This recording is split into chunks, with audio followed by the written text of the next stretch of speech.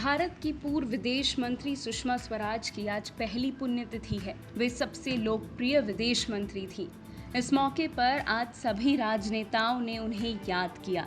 कई नेताओं को तो आज भी ये विश्वास नहीं है कि सुषमा स्वराज अब हमारे बीच नहीं रही।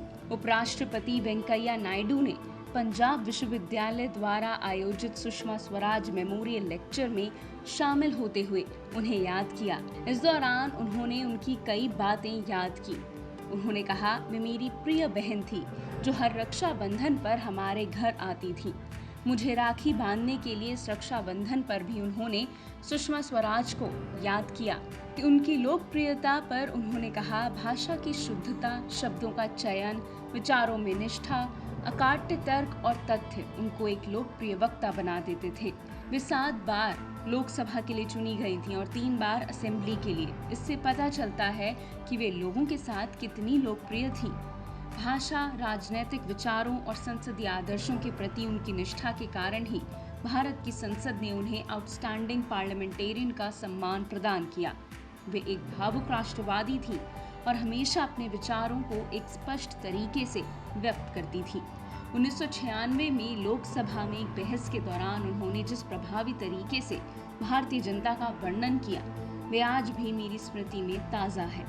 सुषमा जी द्वारा दिए गए मूल्य और आदर्श हर समय हर किसी को प्रेरित करते रहेंगे। सुषमा जी हमारे परिवार का सदस्य थी। जब हम पहली बार नई दिल्ली आए थे, तब हम सलाह और मदद के लिए उनकी ओर रुख करते थे। वे एक अद्भुत इंसान थी जो किसी भी अनुरोध या समाधान के लिए अपनी प्रतिक्रियाओं में तत्पर थी। सुषमा जी की बुद्धि, मानवीय स्वभाव, मुस्तैदी किसी भी समस्या का जवाब देते समय सोशल मीडिया पर पूर्ण प्रदर्शन में थी जब वे मंत्री थी। वे हाल के दिनों में सबसे लोकप्रिय भारतीय विदेश मंत्रियों में से एक बनी। उनके निधन से ठीक पहले जम्मू कश्मीर से अनुच्छेद 370 हटाया गया। उनका आखिरी ट्वीट इसी पर था जिसमें उन्होंने खुशी जताई।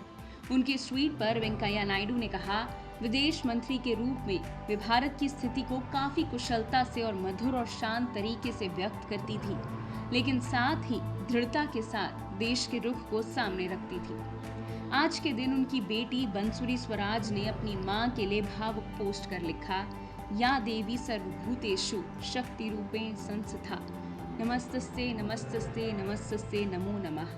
माँ, तुम हमेशा मेरे साथ मेरी शक्ति के रूप में हो। हे कृष्ण, मेरी माँ का ख्याल रखना। अनुच्छेद 370 हटने के कुछ घंटों में ही उनकी तबीयत बिगड़ गई और उन्हें अस्पताल में भर्ती कराया गया।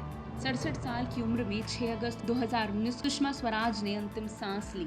खराब तबीयत के कारण ही सुषमा स्वराज ने 2019 में लोकसभा चुनाव लड़ने से इनकार कर दिया था।